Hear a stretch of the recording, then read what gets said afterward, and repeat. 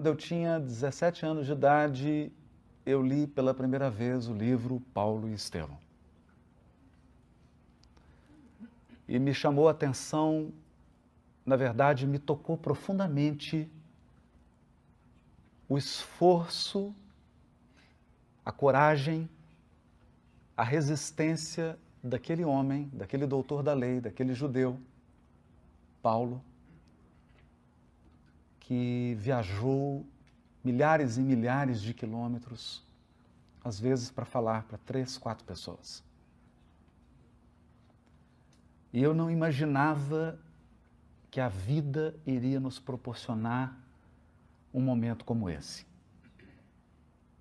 Um encontro ímpar como esse que nós estamos vivendo, em que eu me sinto como se tivesse regressado aos primeiros dias do cristianismo nascente.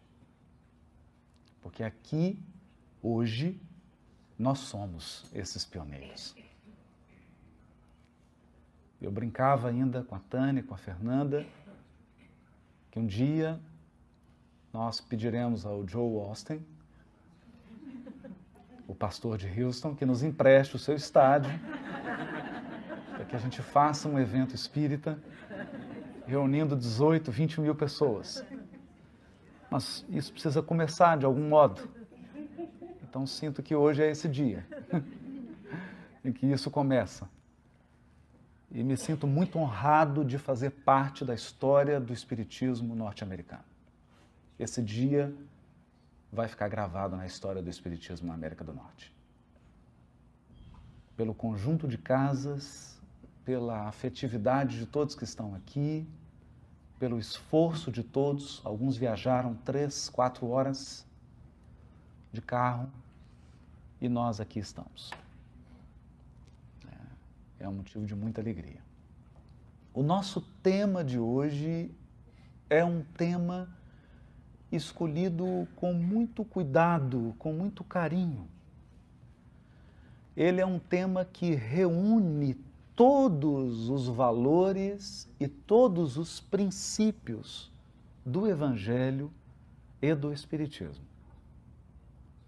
Nada que diremos aqui foge dessa linha de valores que nós aprendemos na doutrina espírita, especialmente no Evangelho segundo o Espiritismo. Mas é preciso pensar de um modo mais prático. Pensar em como nós podemos transformar esse conjunto de conhecimentos em uma melhor qualidade de vida espiritual. O mundo discute hoje qualidade de vida como nunca antes discutiu. Qualidade de vida ambiental, sustentabilidade, proteção ao meio ambiente, uso racional dos recursos, acesso universal aos recursos, e aí falamos de justiça social. E o mundo discute também qualidade das relações humanas, respeito aos direitos humanos, respeito à dignidade da pessoa humana. Mas há um tema que não pode ficar de fora dessa discussão. A qualidade de vida íntima, psíquica, emocional. A cada 4 segundos, uma pessoa suicida no mundo. Isso significa que do momento em que nós iniciamos esse encontro até agora, várias pessoas se suicidaram. Isso tem se tornado um problema de saúde pública. Não é mais um problema de indivíduos, de uma família específica, de uma cultura. É um problema geral. Porque a cada dia, pessoas mais jovens se suicidam. A primeira vez que estivemos no Japão, o pedido era que fizéssemos uma abordagem mais direcionada para esse tema, devido ao grande número de crianças de 8, 7 anos de idade que suicidam no Japão.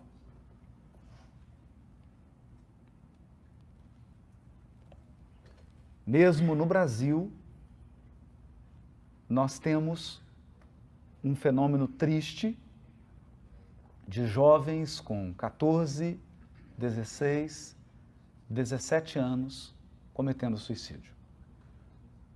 Em números alarmantes.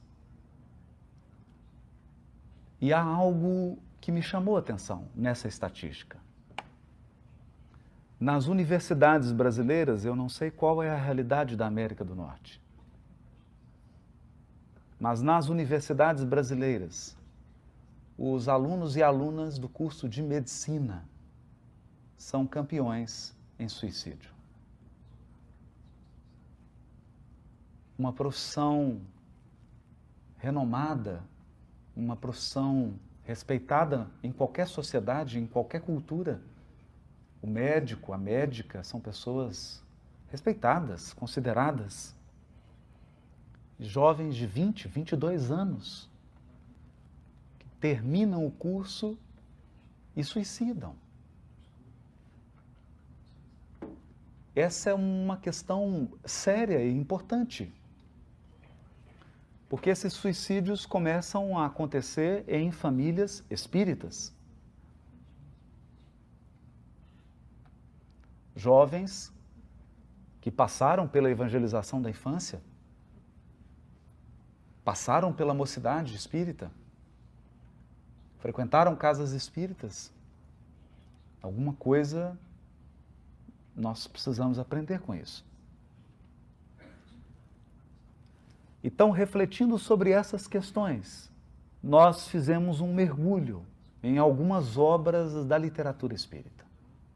Claro, sempre partindo da nossa base, que é a codificação de Kardec. E o primeiro texto está no livro Obras Póstumas. Naquela época, Kardec havia recebido uma mensagem dos espíritos e que ele guardou. Acredito que o teor da mensagem deva ter impressionado o codificador a tal ponto que ele optou por não publicar. Preferiu guardar. Depois da sua morte, o texto foi publicado, juntamente com vários outros, na coletânea conhecida como Obras Póstumas. É uma mensagem ditada pelos espíritos em 1865, na qual o espírito descreve as características do mundo de transição. Quais seriam as principais características? Aqui eu falo de medir. Como você mede? Por exemplo, uma coisa que me causa confusão. Eu não sei se está calor ou frio no Texas. Porque todos os termômetros estão em Fahrenheit. Como você mede influencia. Bom, claro que basta sair nas ruas que nós teremos uma experiência direta. Mas você pode pensar em pés, 20 mil pés, e a gente não sabe mais ou menos a que altura está voando. Né? Ou podemos pensar em pounds. Então você realmente não sabe o tamanho do bife que pede. Medir é muito importante. Mas para medir nós precisamos de um critério, uma medida. Como se mede transição planetária? Como se mede o ponto de mutação? O ponto em que a Terra chega, agora, em que tudo o que fizemos não consegue mais nos levar adiante. nós vivemos um tempo dos limites. Nós chegamos a um limite da tecnologia. E acredite, não é mais o software, é a bateria. O problema da tecnologia é a bateria. Como o problema dos veículos é o motor. É um momento em que você desenvolveu ao máximo os seus conhecimentos, as suas técnicas, mas não é possível avançar sem aprender coisas novas. E essas coisas novas, elas serão completamente diferentes das antigas. Eu me recordo do meu avô paterno, pai do meu pai, e de uma conversa que tive com ele semanas antes dele desencarnar. E ele me perguntou assim: meu neto, você realmente acredita que o homem foi à Lua? Ele não acreditava. Ele não acreditava. Imagine se ele tivesse presenciado o lançamento do iPhone. Aquilo fugia da percepção, do horizonte dele. Então, nessa mensagem, os espíritos deram uma métrica. Como medir transição planetária? Como medir esse ponto em que a Terra vai dar um salto? Todas as religiões falam desse momento. Por exemplo, o judaísmo fala do Olam Rabá, o mundo vindouro, o mundo que virá. Como medir? E os espíritos dizem: vocês estão medindo errado. Porque nós estávamos medindo por terremotos, tornados, furacões. Bom, se essa fosse a medida, os Estados Unidos estavam na regeneração planetária.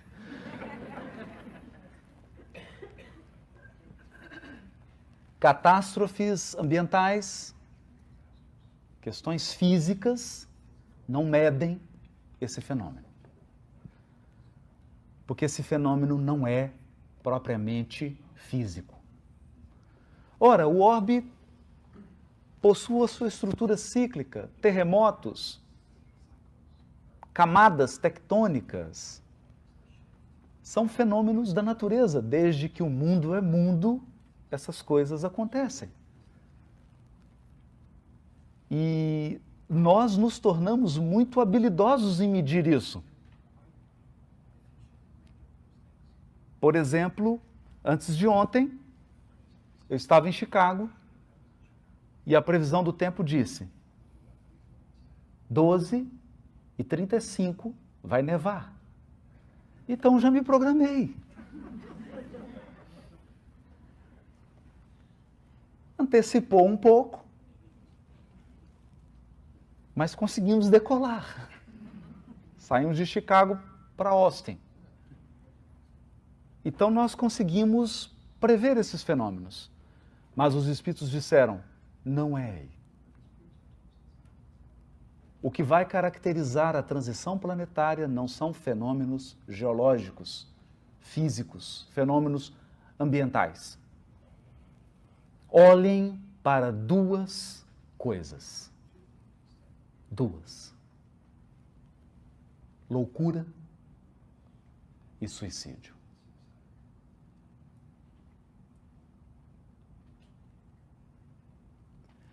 Eu vou tentar adaptar essas palavras. Porque se eu falar aqui em gripe, vírus, todo mundo sabe. Cólica renal, todo mundo sabe. Mas nós ainda não sabemos muito sobre adoecimento mental. A mente também tem um resfriado, uma gripe, uma infecção. A mente adoece. E nós podemos chamar todas essas doenças da mente de loucura. Hoje não é bem um termo muito adequado. Não é politicamente correto. Mas você entendeu. Porque se você perguntar na sua família, entre os seus amigos, quem precisa tomar um remédio para dormir, você ficará assustado.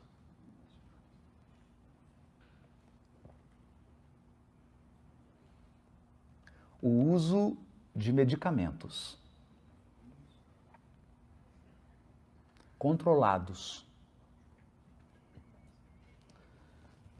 que geram dependência química. Esse uso hoje é gigantesco. Crianças estão sendo medicadas com 7, 8 anos de idade. Com um único diagnóstico: hiperatividade. Então, se a criança é mal criada, hiperatividade. Se ela é sem educação, hiperatividade. Se os pais não ensinaram para ela princípios, é hiperatividade. E elas tomam remédios controlados.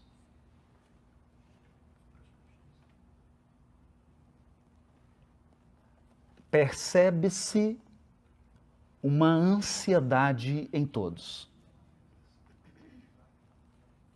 Uma imensa dificuldade em dormir. Desligar.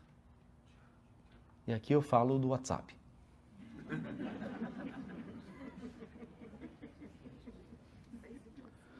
As pessoas marcam férias e para reservar um hotel, para reservar qualquer coisa, a primeira pergunta é: tem internet? Porque eu não consigo tirar férias e relaxar se não tiver internet. E aliado a isso, a essa síndrome da ansiedade, dos distúrbios emocionais e psíquicos, nós temos o caso mais grave. E é quando a pessoa perde todas as referências. Ela não consegue mais, é como se ela não tivesse mais a bússola interior. Ela não consegue mais determinar norte, sul, leste, oeste. E a própria vida perde sentido. E então, a morte se torna a única opção.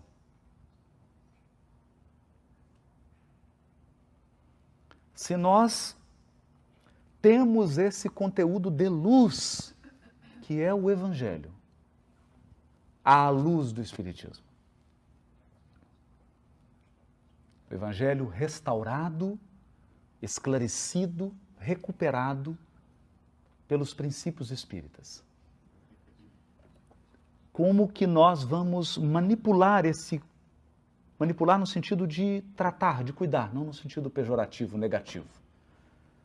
Como que nós vamos adequar pedagogicamente esse conteúdo para que isso se transforme em algo que possa ajudar efetivamente as pessoas?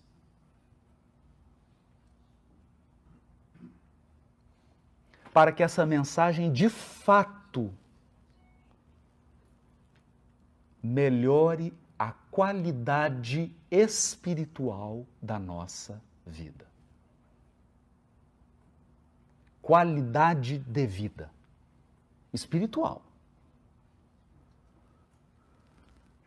Porque se há algo que as estatísticas já demonstraram, é que qualidade de vida material não é garantia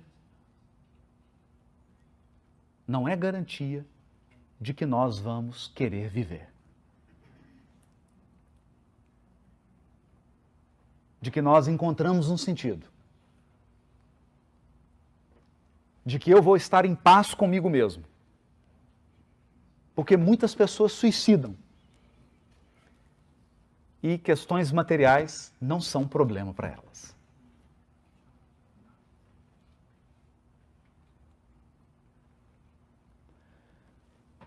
Mas os espíritos que dirigem a nossa evolução sempre vêm antes de nós. Na década de 80, final da década de 70 para a década de 80,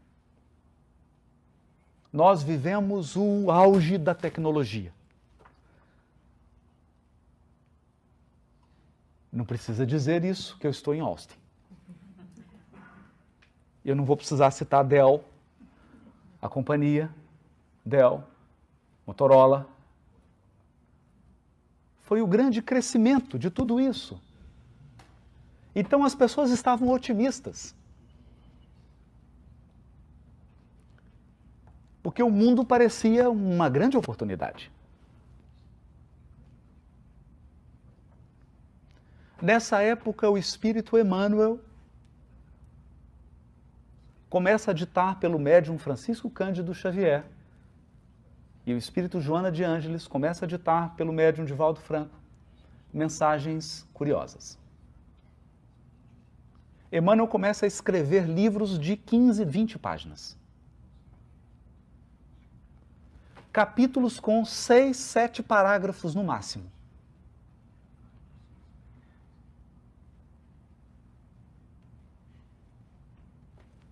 É curioso, porque se você pega esse livrinho da década de 80 e compara com os livros que eram escritos na década de 50, como Paulo e Estevão, os romances, eles são diferentes. E os livros tinham títulos diferentes também. Coragem. Calma.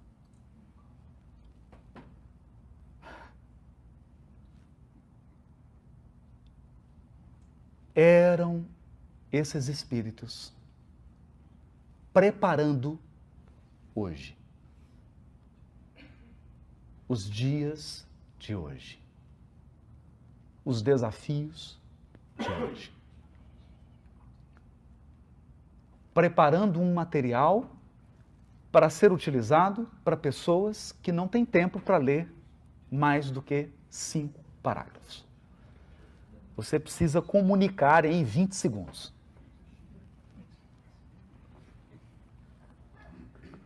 Eu vou dar um exemplo.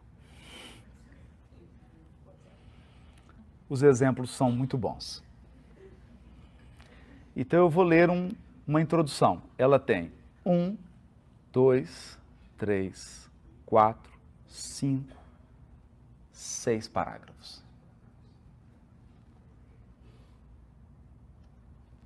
E tem 30 anos que eu estou estudando para entender. 6 parágrafos. É a introdução do livro Pensamento e Vida. Emmanuel diz assim: perguntou-nos coração amigo se não possuíamos algum livro no plano espiritual que pudesse ser adaptado às necessidades da Terra.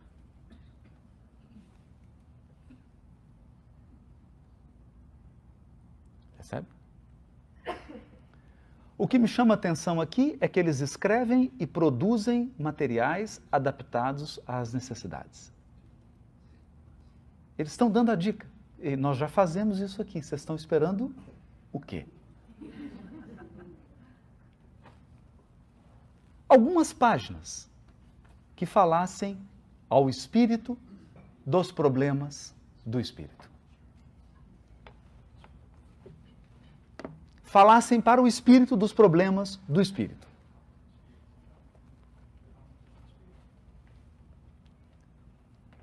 Eu vou resumir. Há uma frase usada pelos psiquiatras como se fosse um jargão, que diz assim: se tudo está doendo, é porque a dor não é física. Por quê? Porque as pessoas chegavam no consultório e o médico pergunta: onde dói? Oh, dói aqui, dói na coluna, mas dói aqui também, e está doendo o joelho, e os ossos doem. E o médico começava a notar, e a médica: oh, mas está doendo tudo. Então, uma dor em todos os sistemas do organismo. Então, não é física.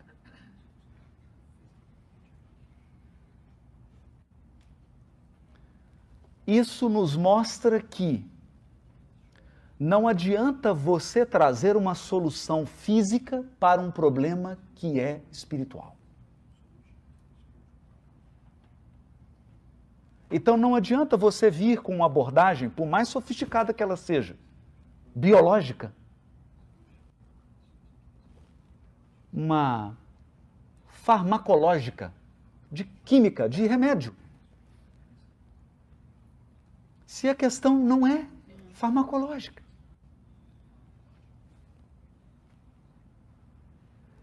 Então, nós chegamos nesse limite. A pessoa entra no consultório e diz: eu não consigo dormir. Simples. Vou te dar uma anestesia geral. Não é? Está no hospital, põe a máscara, aplica, você dorme. Até passar o efeito. Então eu estou usando uma abordagem que é física para tratar de algo que não é físico. E Emmanuel nos diz aqui: não foi isso que vocês pediram. O que vocês pediram foram páginas que falassem ao espírito dos problemas do espírito.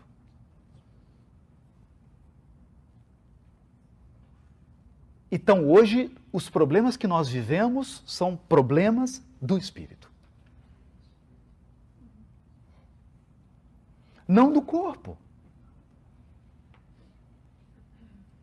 Você já imaginou o que era fazer um tratamento dentário no Texas há 200 anos atrás?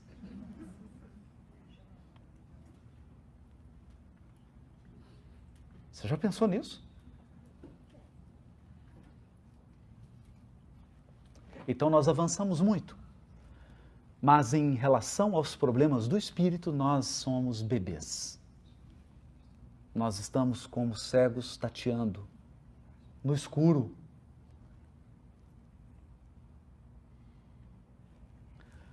O primeiro ponto, então, já que o tema da palestra é quem sou eu ou quem somos nós?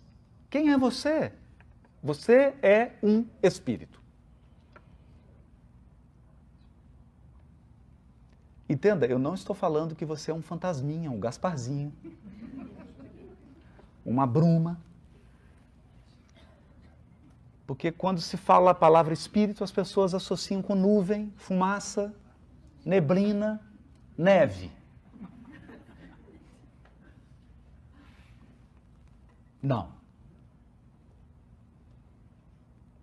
O espírito é uma essência que vem acoplada a um conjunto de sistemas ou equipamentos.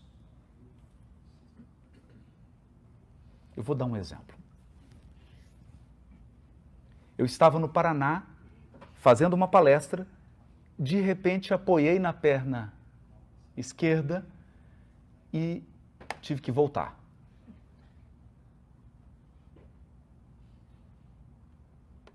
Quando acabou a palestra, eu não conseguia pisar com a perna esquerda.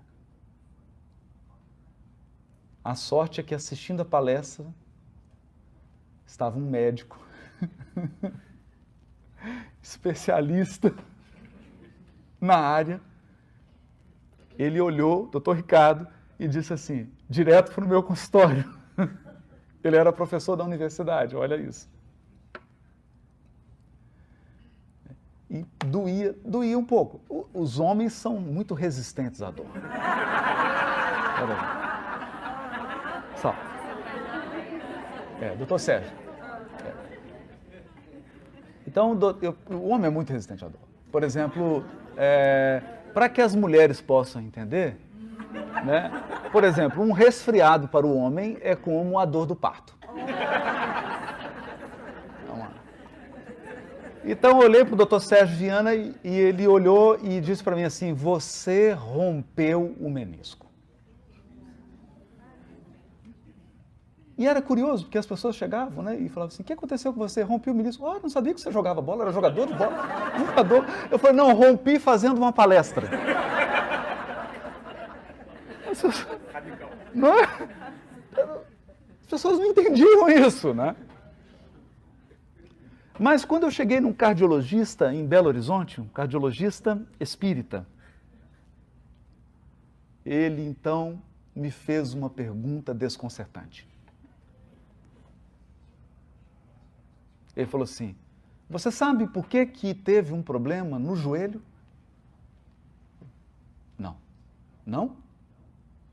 Você sabe por que você tem um joelho? Bom, fiquei um pouco confuso com aquilo. Você sabe por que você tem um corpo, Haroldo? Por que o seu corpo tem braço, pernas, joelho? Por que o seu corpo não é uma bola? Uma esfera? Por que o seu corpo tem pernas, braços? Doutor Oswaldo, eu falei: doutor, eu nunca pensei nisso. Está mais parecendo uma sessão de psicoterapia. Ele falou: porque cada parte do seu corpo físico reflete e expressa no mundo material uma função psíquica.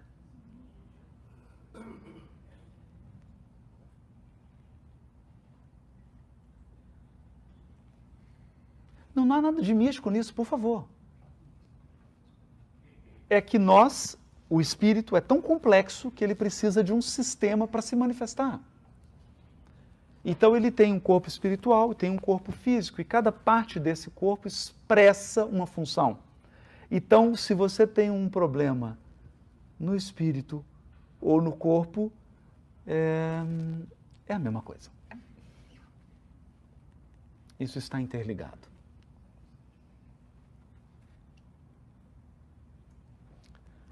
Eu fui fazer um exame pré-operatório e a sessão acabou se tornando psicoterapia. No final, eu perguntei: quanto que é a consulta psiquiátrica? Porque ele começou a dizer certas coisas e eu percebi que a ruptura do menisco não era bem uma questão apenas de joelho. Tinha mais coisas.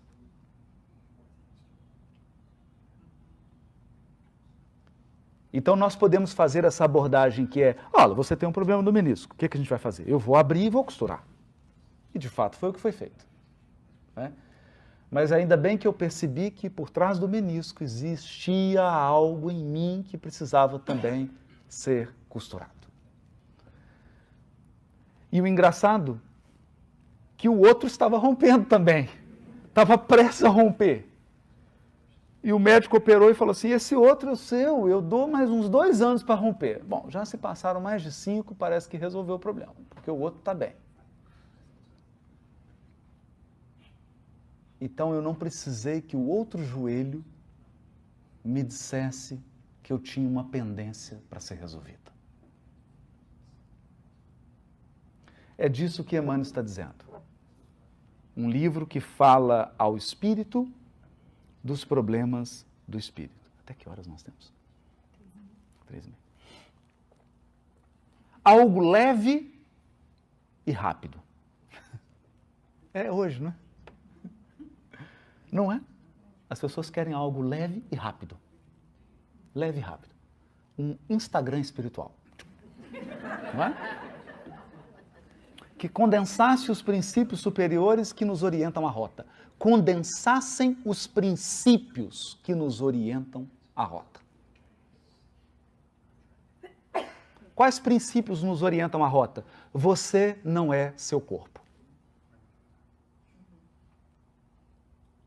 Você não é seu corpo.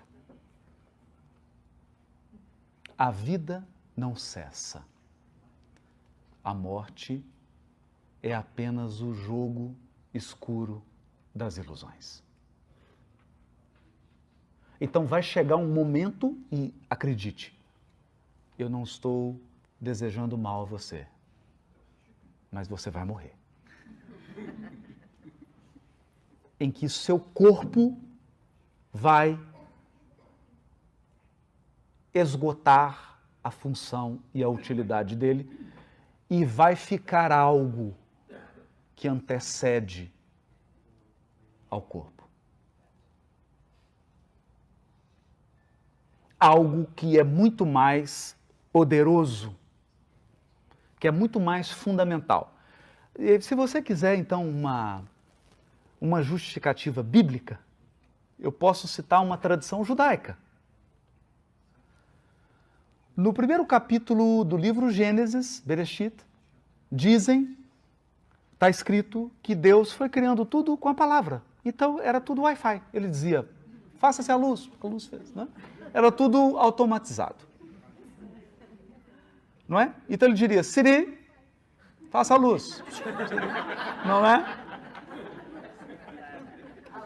Faça aí. Não é? Tem a Alexia. Alexia, cria o sol e as estrelas. Sol e estrela. Não é? E foi tudo com a palavra, falando, ele foi criando, falando, apenas com a palavra. Olha, eu já estou falando há meia hora, e nós podemos ficar falando aqui, claro, só os brasileiros, que o americano não vai ficar, por mais 6. E você pode falar um dia inteiro. Aliás, tem pessoas que nasceram, começaram a falar, e elas realmente não vão parar, né? Não há pausa. Mas quando Deus, na literatura, havia formado o ser humano, o corpo estava pronto, estava tudo pronto. Esse equipamento espetacular, essa máquina da engenharia extraordinária, estava pronta, formada. Ele então soprou o espírito da vida. O espírito. Soprou. Por que soprou?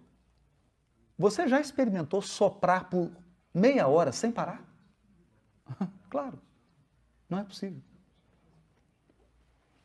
Você pode falar 24 horas seguidas, sem dar pausa. Mas você não consegue soprar por muito tempo.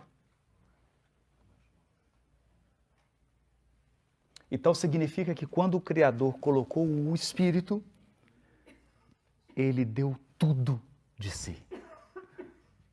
O Espírito é o máximo da obra divina. Criar um Espírito exige potência máxima de Deus. Porque o Espírito é criativo. O Espírito cria. Ele é uma potência.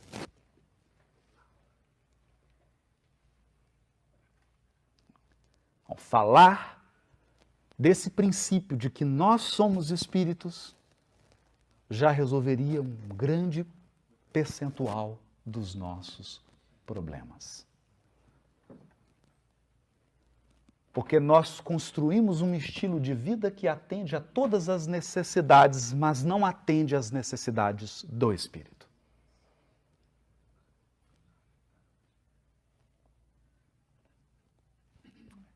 Então, prossegue Emmanuel. Lembramos-nos então de uma singela cartilha falada. Então, esse livro aqui, que eu estou lendo, Pensamento e Vida, não é um livro. É uma cartilha, é um audiobook.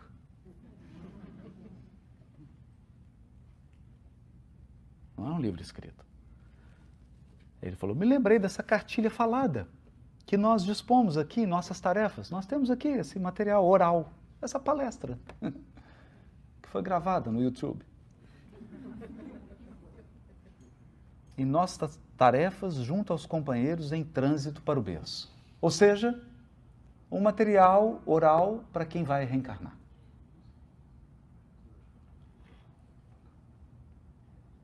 Então é interessante isso, porque eles devem ter um material para quem está voltando. Não é? Mas esse é para quem vem para vir, né? Vai falar de coisas que você vai encontrar aqui. Falar de coisas que ao longo da sua vida você vai ser desafiado. Então imaginem, tem de tudo. Tem família, tem relacionamento, tem casamento, tem divórcio, tem filhos, tem dinheiro.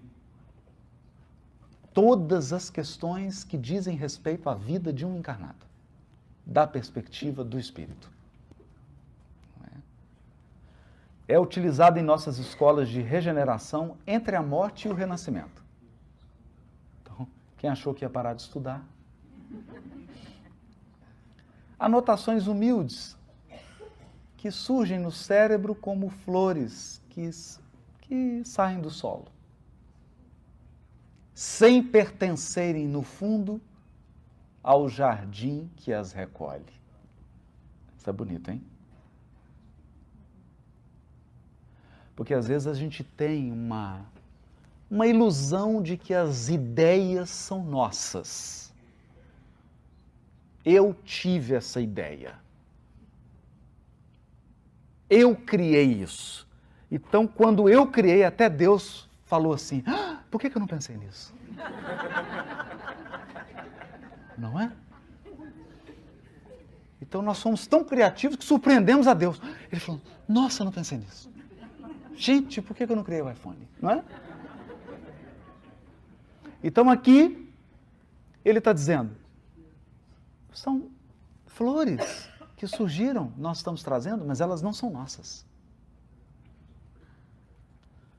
Porque quando nós fomos criados, já encontramos a casa pronta.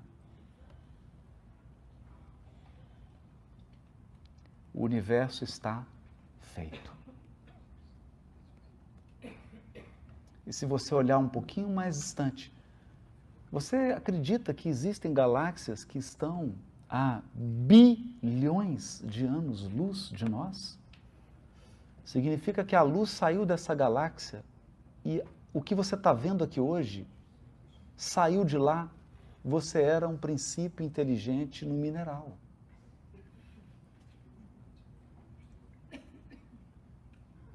A luz saiu de lá e deu tempo de você evoluir. Hoje é um ser humano, para você ver a luz. Não é surpreendente isso? Então nós encontramos a casa pronta. Nós estamos apenas investigando, examinando, descobrindo, não propriamente inventando. Então elas estão no jardim que a gente recolhe, mas elas nascem da bondade de Deus. Esses princípios que ele vai abordar nascem da bondade de Deus. E aí ele fala, vou adaptar aqui o máximo possível ao que vocês podem suportar. Nós chamamos ela no mundo espiritual de pensamento e vida. E sob essa mesma designação oferecemos a vocês, nossos irmãos de luta, temporariamente internados na escola física. E aqui já vem a primeira lição. Temporariamente internados na escola física. Então, aqui eu gostaria de começar por esse primeiro ponto. É bom pensar em nós mesmos, nas pessoas que amamos e na nossa família, como seres que estão temporariamente temporariamente instalados no mundo físico. Então, todos não vieram juntos. Por exemplo, seus pais vieram antes de você. E nós não voltaremos juntos.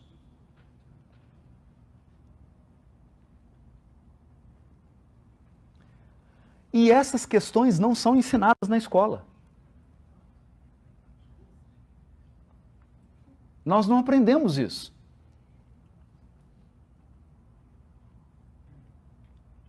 Nós não entendemos que os seres espirituais chegam aqui para ficar um tempo. Então, o netinho, a netinha que acabou de nascer, o filho, a filha, você não sabe quanto tempo ele vai ficar.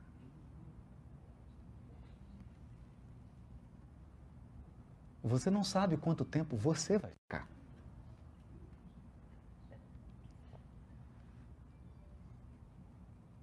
Mas é importante pensar nisso. Por que é importante pensar nisso? Porque nós falamos sobre preservação da água. Nós falamos sobre preservação do meio ambiente. Nós falamos sobre preservação de um tanto de coisa. Mas nós não nos damos conta do recurso mais precioso que temos. E usamos esse recurso como se ele fosse nada. O tempo.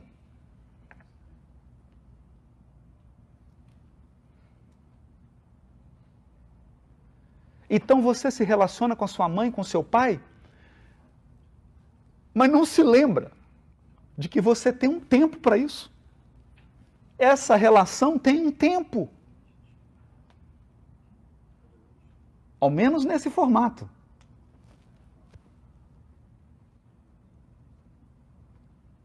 Ao menos nesse formato. E todas as experiências que nós vamos viver, elas têm um tempo.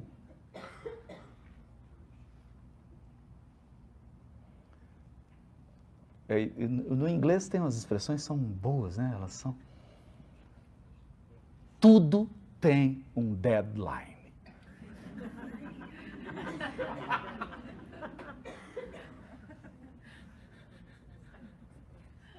Tudo. E a gente sai por aí vivendo e ensinamos os nossos filhos e até damos aula de evangelização e não ensinamos deadline.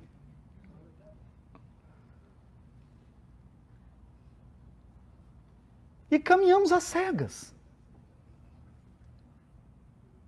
Como se essas coisas não fossem acontecer conosco.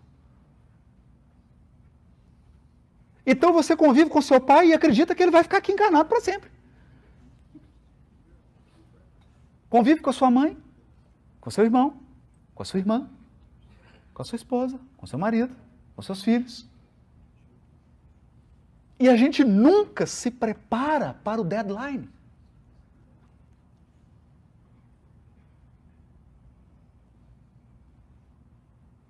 E acreditem, essa falta de planejamento, esse despreparo para essa dinâmica da vida cria muita ansiedade, muita angústia nas pessoas.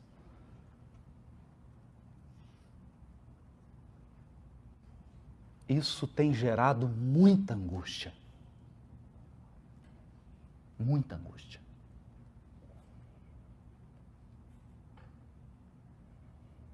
Então vamos pensar que todas as experiências são projetos. Você nasceu com um conjunto de projetos. E aqui eu estou usando a linguagem dos administradores mesmo, gerenciamento de projeto. Então é assim, você encarnou e tem um projeto casamento X. Ele começa, tem meio e vai acabar. Projeto filhos.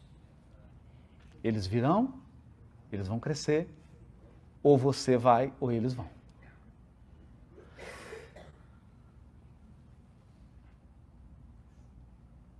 Oh, mas nós espíritos somos eternos. Os espíritos são eternos, mas os projetos não.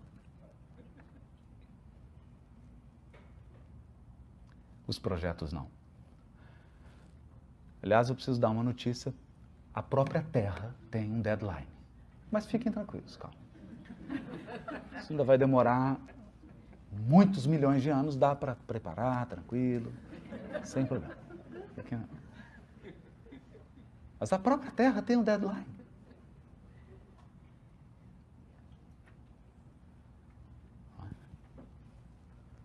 Então, vejam que pensar nesses princípios, e eu não estou dizendo aqui nada místico, nada extraordinário, eu estou apenas fazendo o que Emmanuel nos pediu para fazer, pegando o princípio que nós aprendemos e aplicando no dia a dia, na vida real.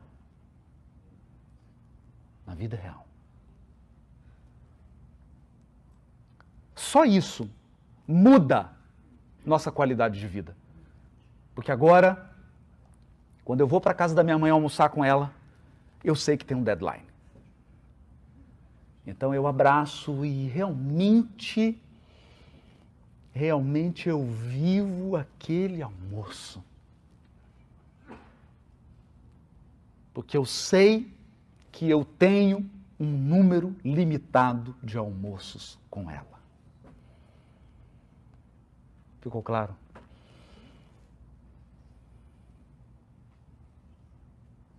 Isso é qualidade, isso não é desespero, para muitas pessoas isso é um desespero, mas isso, entenda, não importa a reação que você tenha a isso, isso é assim. É como alguém dissesse assim, olha, eu não gosto do sunset. Não gosto de sunset. Ok. Todo dia vai ter sunset.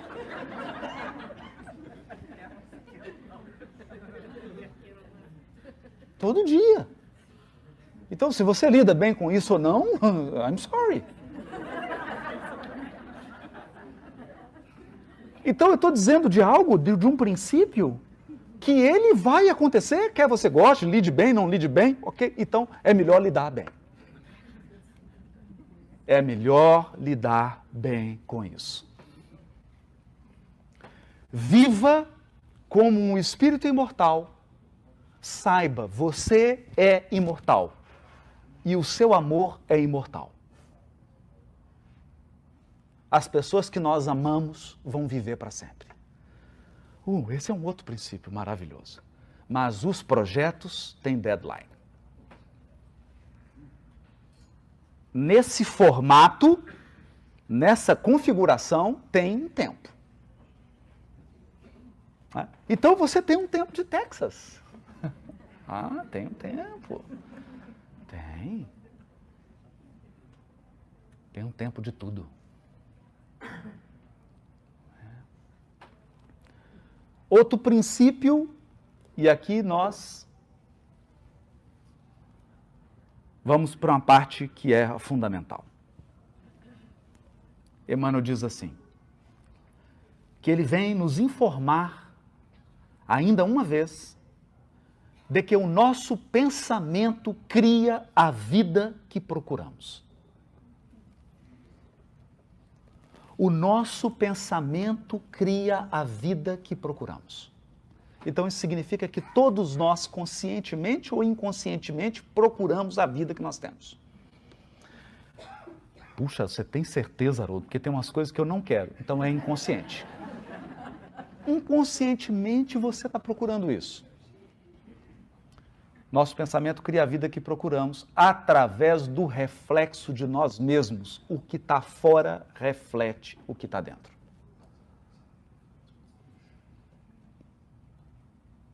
E nós ficamos aí décadas, 50, 70 anos, 80 anos da nossa vida tentando resolver o que está fora. Basta você consertar o que está dentro. Isso é fundamental, porque não teria sentido eu vir aqui falar de doutrina espírita, falar de evangelho à luz do espiritismo, se eu não disser que a tarefa é dentro. Você corrigiu aqui dentro, muda fora.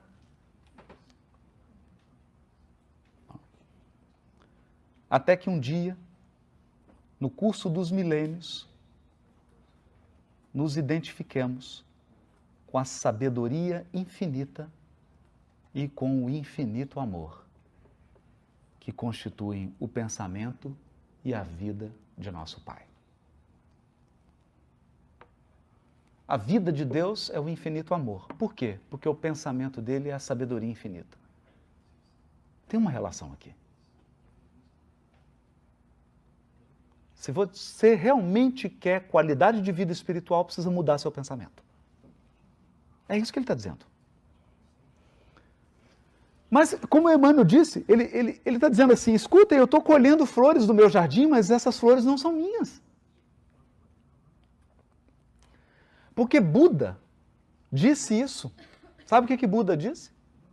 Ele disse assim, aquilo que você pensa, você cria. Aquilo que você sente, você atrai.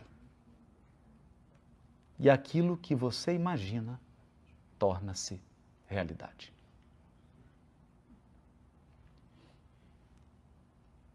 Para o bem ou para o mal.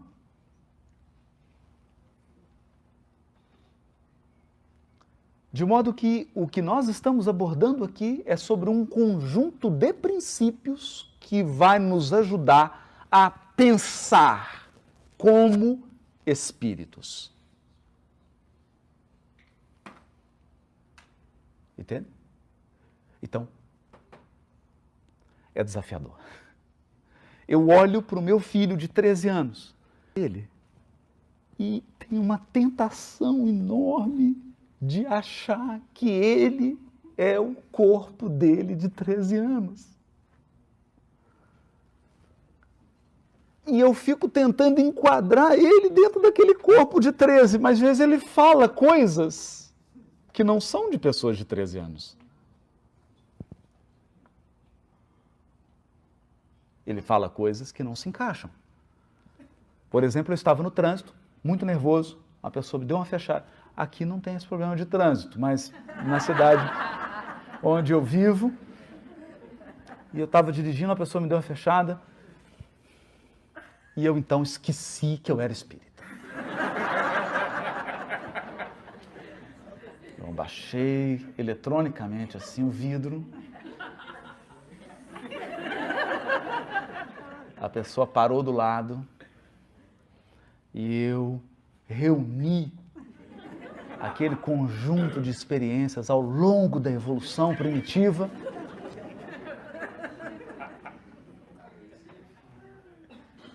E ele, com aquela cara assim de ironia, virou para mim, está nervoso, pai? Um pouco. Não pode dar o braço a torcer. Quem tem filho de 13 sabe disso. Ele falou, você vai xingar o cara? Tô querendo. Sabe o que ele disse? E se for uma pessoa que assiste as suas palestras?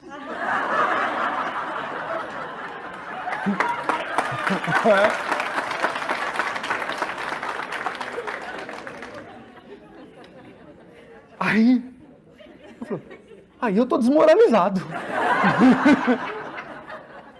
Subi o vidro. Nossa, meu Deus. Imagina se transmite uma live. Um story do Instagram. Eu tô desmoralizado. Então eles têm comportamentos que não se adequam e a gente precisa então alterar o pensamento e entender que o Espiritismo nos ensina uma lição muito profunda e ele nos ensinou isso num momento que era o momento adequado para isso.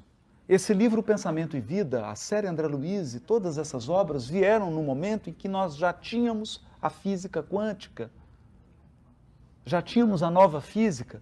E eles nos dizem, pensamento não é abstração, o pensamento é matéria.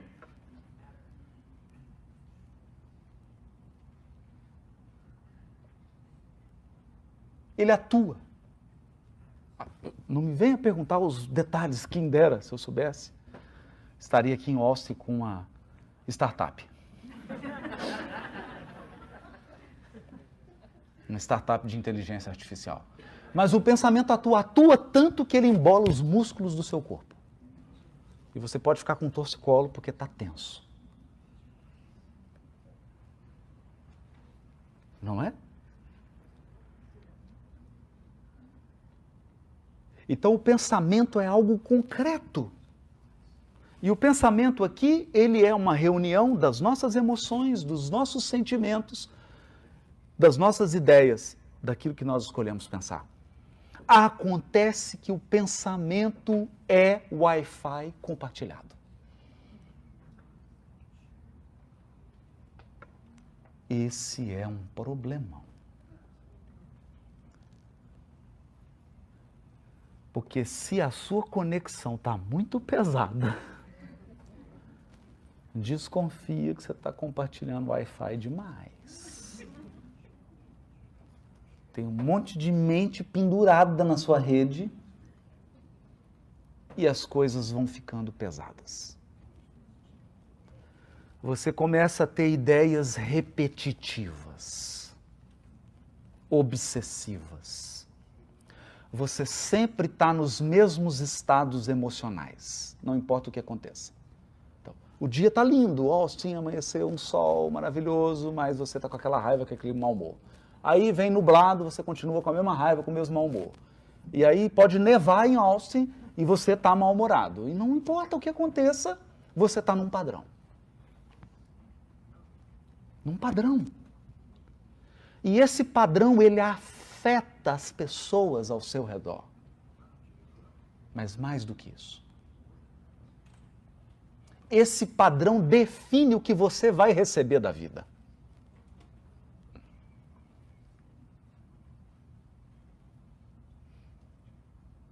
E aqui é o ponto.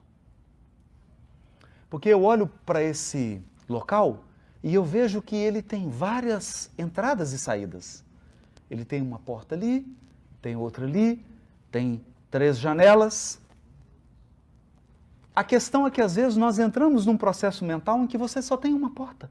Então as coisas só entram e saem por aquela porta. E você fica fixado numa atitude e numa postura. Por exemplo, quando alguém te magoa e te ofende profundamente, você entra no padrão da mágoa e do ressentimento. Nada mais chega em você. Não importa se a pessoa que te ama fez o bolo ou a comida que você gosta.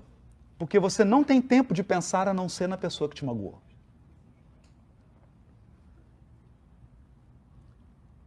A sua tela de descanso no computador é a foto da pessoa que te magoou. O seu celular tem a fotografia dela. Você vai assistir CNN, é a imagem dela que aparece.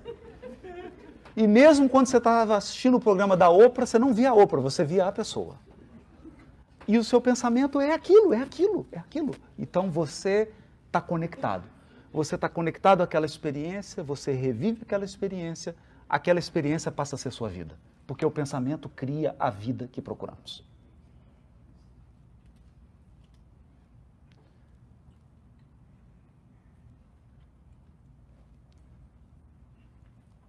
Então, a gente vai ficando pesado. E pesado, eu digo de um jeito não em pounds. Eu digo pesado num sentido espiritual. E aí não adianta você vir para o lago aqui, para fazer caminhada, correr. Você quer realmente uma caminhada fitness? Caminha a 2ª milha. Se alguém te obrigar a caminhar 1 milha, vai com ele 2. Esse é o maior programa fitness espiritual que já foi trazido ao mundo por Jesus. Caminha a 2ª milha.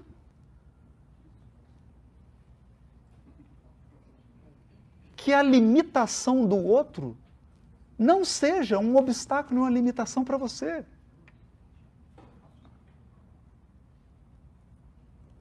Fulano fica me exigindo isso, faz 3 vezes mais, acabou.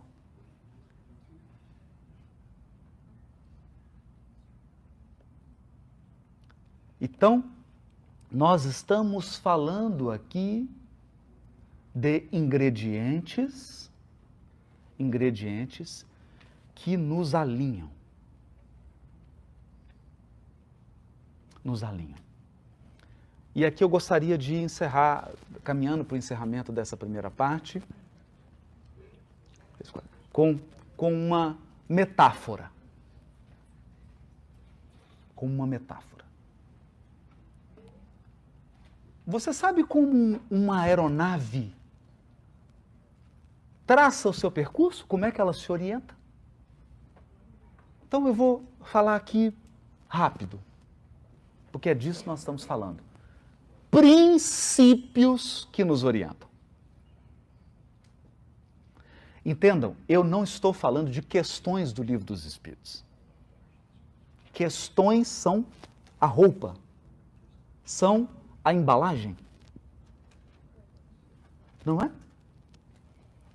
Então, quando os Espíritos vêm nos ensinar uma coisa, eles perguntam, here or to go?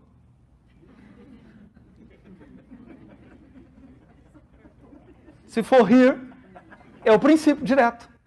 Se for to go, eles colocam numa questão, num livro, numa página.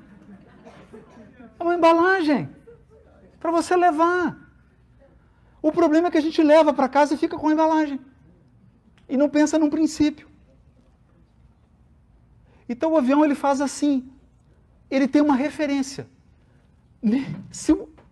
Se nós perdemos essa referência, nenhum avião mais consegue fazer nenhum trajeto. Essa referência é o norte.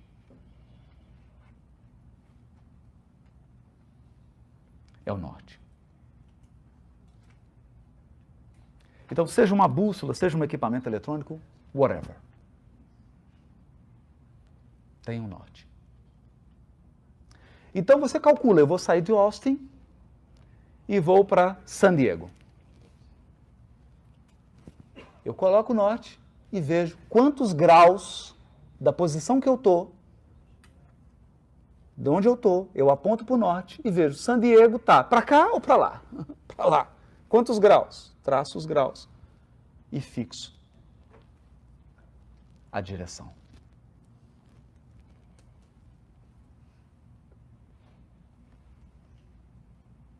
E ali o que você faz? Go ahead. Vai. Eu custei a entender que espiritismo é isso.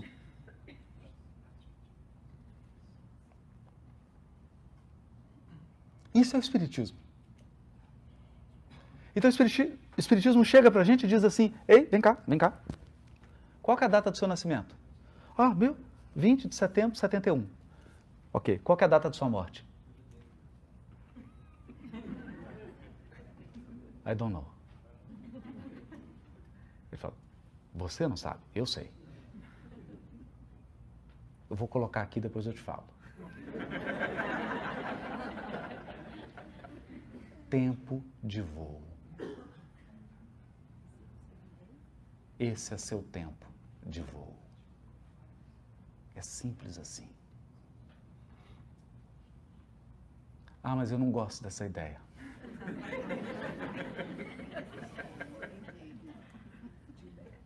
Nenhum dos seus ancestrais gostava.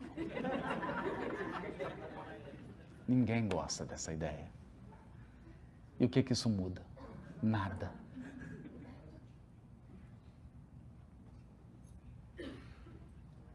Esse é seu tempo de voo. Acontece que você tem um tempo de voo e todos que estão ao seu lado têm seu tempo de voo. E nós estamos aqui voando. Hoje nós estamos juntos. Nossas rotas coincidiram. Estamos aqui hoje. Né? Então vem o Espiritismo e te ensina a traçar uma rota. Entenda de onde você está saindo e para onde você está indo. Você saiu do mundo espiritual e vai voltar para o mundo espiritual. Por isso que o primeiro livro da série André Luiz chama Nosso Lar. É tipo assim, meus amigos, vocês não moram aí. aí não é o lar de vocês. Nosso lar é do lado de cá.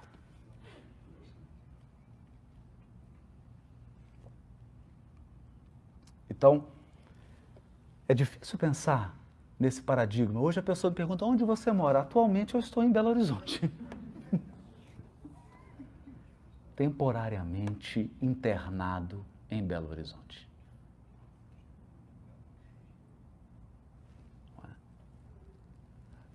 E você começa a escolher também modos de navegação. Então, quando vem o Evangelho e nos diz assim, escute, escute, não importa a ofensa que fizerem com você, não interrompa seu voo. Hã? Não importa quem e não importa a ofensa, não interrompa seu voo. Meu Deus, mas isso é muito difícil. Qual que é o nome disso? O nome disso é perdão. Faz sentido? Não interrompa seu voo. Isso se chama perdão. Porque senão a pessoa faz uma coisa com você, você pousa.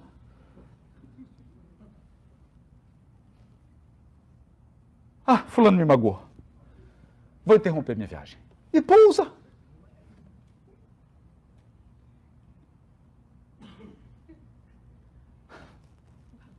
Não é? E vem a doutrina espírita e diz assim, escuta, presta atenção numa coisa. Nós vamos passar por turbulências. Coloque a máscara primeiro em você.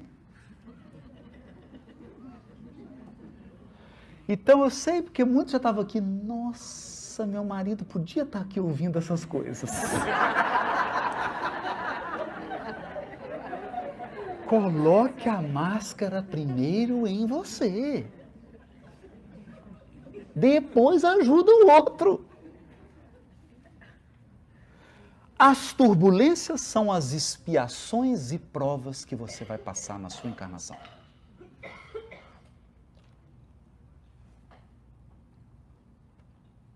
Tem uma história, ela é engraçada e ela é emocionante ao mesmo tempo. Em Minas Gerais, em uma cidade chamada Ituiutaba, Triângulo Mineiro, né?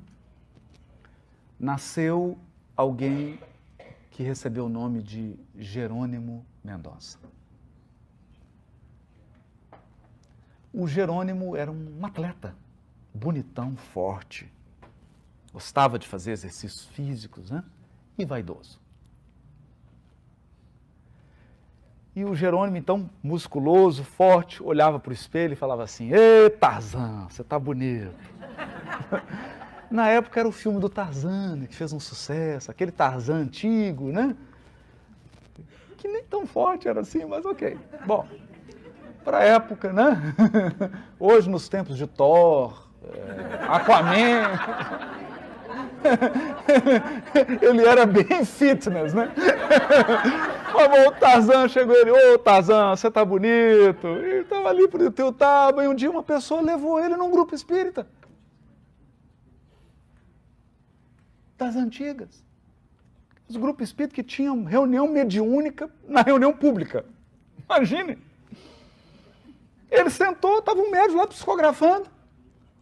Aí o médium recebeu uma mensagem, olhou aquilo. Que mensagem mais esquisita, eu não vou ler isso não. O Espírito falou, lê. Lê porque essa pessoa está aqui e precisa ouvir isso. O médium levantou e falou, tem uma mensagem aqui. Olha, gente, não é uma brincadeira, eu estou falando sério, é uma mensagem para o Tarzan.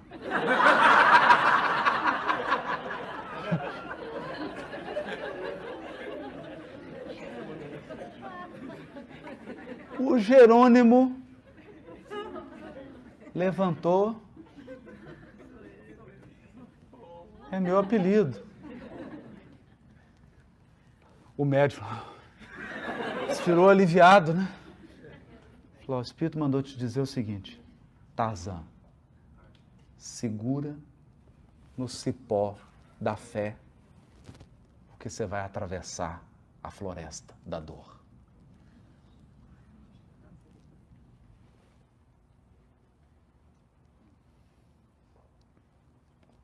Pouco tempo depois, ele estava tetraplégico. Era um gigante deitado. Esse era o apelido dele. Eu nunca vi uma pessoa tão alegre na minha vida. Depois você pesquisa no YouTube, Jerônimo Mendonça. Eu nunca vi uma pessoa tão alegre. Uma vez uma repórter, uma moça, entrevistando ele, perguntou, Jerônimo, o que é felicidade? Ele falou, para mim é virar de lado. E ela, caca, porque ele só fica... Né? Só não mexia. Não mexia nada. Esse homem, eles pegavam uma cama, levavam para os lugares e ele falava na cama, deitado. E as pessoas saíam com a vontade de viver, com uma fé na espiritualidade, um gigante deitado.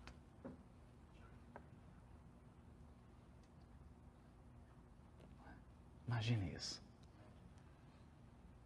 Então é alguém que escolheu um tipo de rota, mas principalmente um modo de navegar. Então eu digo para as pessoas, muitas estão acompanhando, muitas às vezes pensando assim, puxa, Haroldo, eu estava com vontade mesmo de suicidar, por favor, não faça isso. Porque não há voo sem turbulência, não há voo sem turbulência. Você vai passar por turbulência, algumas você vai ficar apavorado. Algumas você fala assim, agora foi, agora chegou a vez. Agora já era. E vai passar. As mais difíceis são as expiações. E as turbulências mais leves são as provas.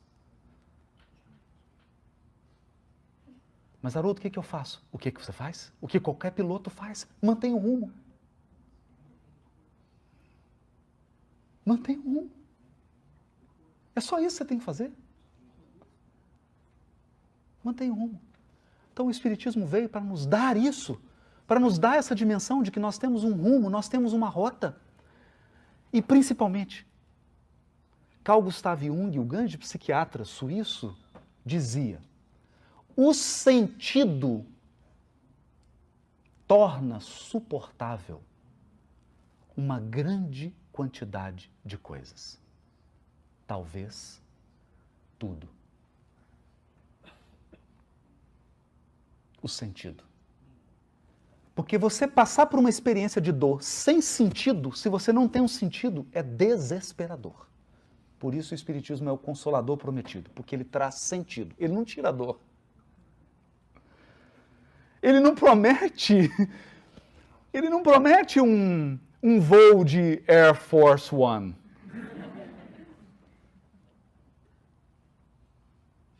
Não. Mas ele dá sentido. Você é um espírito imortal. As experiências que você vai viver têm um deadline. Nada que acontecer com você vai tirar de você a imortalidade. Nada vai te afastar das pessoas que você ama. Porque laços poderosos nos ligam aos seres amados. Quer eles tenham corpo, quer eles não tenham corpo. E há um propósito na vida de cada um de nós. Você pode chamar isso de programação espiritual, você pode chamar de destino, você pode chamar de azar. I'm sorry. Mas há. Você veio e há um propósito. E tudo que nós dissermos aqui, tudo que nós aprendemos com a doutrina espírita, tudo que nós aprendemos olhando para o Evangelho, é sobre navegação. É sobre navegar melhor. Nós vamos para o intervalo e eu fico pensando, talvez você quisesse que eu dissesse algo assim que fosse mais confortador. E talvez você esteja indo para o intervalo assim um pouco sobressaltado. Mas há uma frase de Tomás de Aquino que mexe comigo. Tomás de Aquino dizia assim, se o objetivo principal do comandante fosse manter um navio em segurança, ele jamais sairia do cais.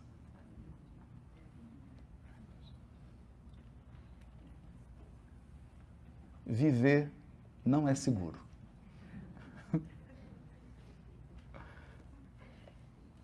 Eu não sei como é que você vai lidar com isso, I'm sorry. Mas a vida não cessa.